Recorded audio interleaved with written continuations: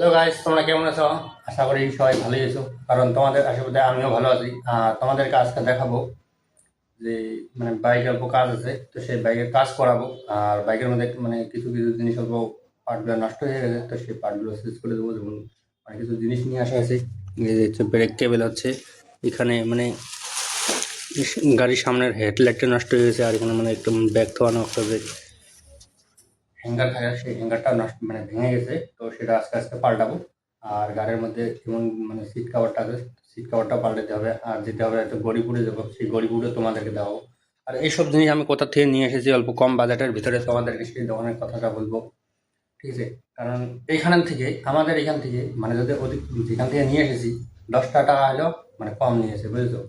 গাড়ির পার্টসের জিনিস বহুতই ওদিকে কম আছে, কিন্তু সেই জিনিসটা তোমাদেরকে আমি বলতে চাই।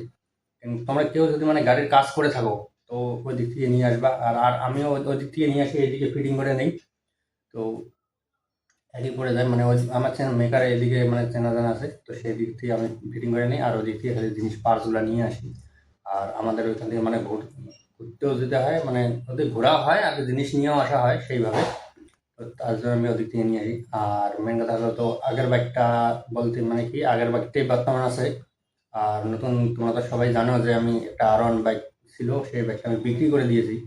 কারণ ওই বাইকটা চালালে এমনটাই নিজের অসুবিধা হয়ে যায়।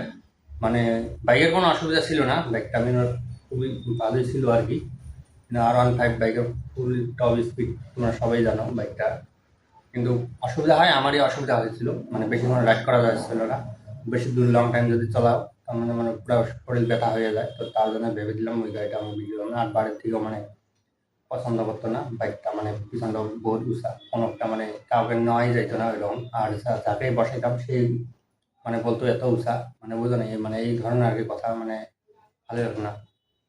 তো তার জন্য ভাবলাম যে এই বাইকটা বিক্রি করে দিলাম। তো তারপরে বর্তমানে এখন আছে আমার কাছে সুপার স্প্লেন্ডার, সেই বাইকটা দাদা নিয়ে গেছে। একটা দাদা ছিল, তো রাত্রে আসছিল, ওই রাত্রে আসে ও এখানে থাকে আমাদের এখানে বর্তমান, দিনের বেলা আসে, একসঙ্গে কাজ টাজ করি। আর দাদা হয়তো রাত্রে গাড়ি বানিয়ে তার জন্য বাইকটা নিয়ে বাড়িতে চলে গেছিলো। তো ওই দাদা বাইকটা নিয়ে আসলে সেই কাজগুলো তোমাদেরকে করাবো, বুঝতে পারছো? তো দেখতে থাকো এই ভিডিওটা, আর বেশি বেশি করে সাপোর্ট করে দাও, যাতে এরকম ভিডিও নিয়ে আসতে পারি। আমি আসলে ওদের বাইকখানা সে দাদা নিয়ে এসে আর নিয়ে এক কাম করছে, বাড়িতে ওদের বাইকখান থুয়ে বর্ত খালি হাতে ছড়িয়েছি। তাহলে জিজ্ঞেস দাদা বাইকখান করে বাইক চলাই দেবো না, বাইক বাড়ি থেকে গাড়ি দিয়ে আসতে অফিস। তুমি ভাবি আসলাম তো বাইকখান ধরে একটা আছে, কাম কাম করি, গড়িপুরে যাই। তাহলে আমি গড়িপুরে যাই না বাইক কিনে আনিতে যাই, উঠে যন্ত্রণা পড়ে গেলাম, বুঝলেন? দেখা যাক কী করা যায়। বিকেল হোক, বিকেলটা হলে তো ফাইনালি গড়িপুর যাওয়ার জন্য রেডি হয়ে গেলাম। আর এখন যাবো গড়িপুরে।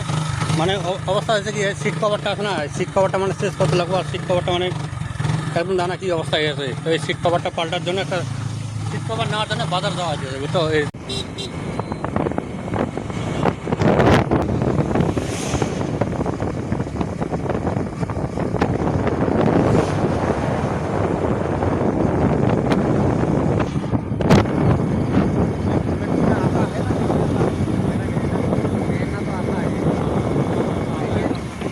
ये ना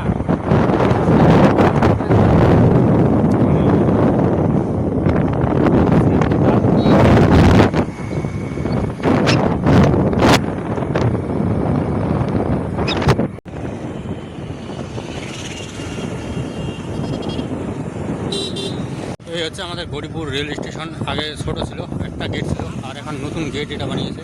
আর এদিকে হলো আগে পুরোনো গেট ছিল, ওটা এখন চেঞ্জ করে দিয়েছে। কারণ এই যে পুরোনো গেটটা এখনও আছে, এটা দেখার মতো। আর এটা নতুন গেটে গিয়ে ঢুকে ওদিকে বাইরে চলে হচ্ছে সরিঙ্গি মোড় যে আছে, সেই সরিঙ্গি মোড়ের সেদিকে আছে আমরা সরিঙ্গি মোড়, এখানে হলো গাড়ি। আর আমাদের লাগে সিট কভার, সিট কভার আবার। আর ওখান থেকে নেওয়া হলো, আর এখান থেকে সিট কভার থেকে নিয়ে যাবো গাছ বাড়ি। হচ্ছে সিট কভার, তো হচ্ছে সরিঙ্গি মোড় বাজারে আছে, সরিঙ্গি মোড় যে আছে, তো সেই সরিঙ্গি মোড় বাজার। জিনিস কিনতে আসলে কোনটা কিনবো আর কোনটা কিনবো, কত সময় খেয়াল থাকে, কত সময় খেয়াল থাকে না। এবারে গুটখাগুলো এক প্যাকেট ভেঙে গেছে, তো সেইটাও কিনতে হবে এই দোকানে। তো বললাম যে হেলডেনের গুটখা দুটা, তো এই গুটখা দুটো নিয়ে আসলাম দোকান থেকে কিনে, ঠিক আছে? এই দোকানে মনেই ছিল না কিনতে। তো ভিডিওটা লম্বা করলে অনেক লম্বা হয়ে যাবে, তো তোমাদেরকে এটাই বলতে চাই। তো এরপরে পার্ট একটা নিয়ে আসবো, তারপরে তোমরা দেখতে পারবে গাড়িটা, পুরো গাড়িটা থেকে তোমাদেরকে দেখাবো গাড়িটা কীভাবে সাজানো হয়েছে। তো এই জন্য ভিডিওটা আমি এখানে রাখতে চাই তোমাদেরকে সবাইকে।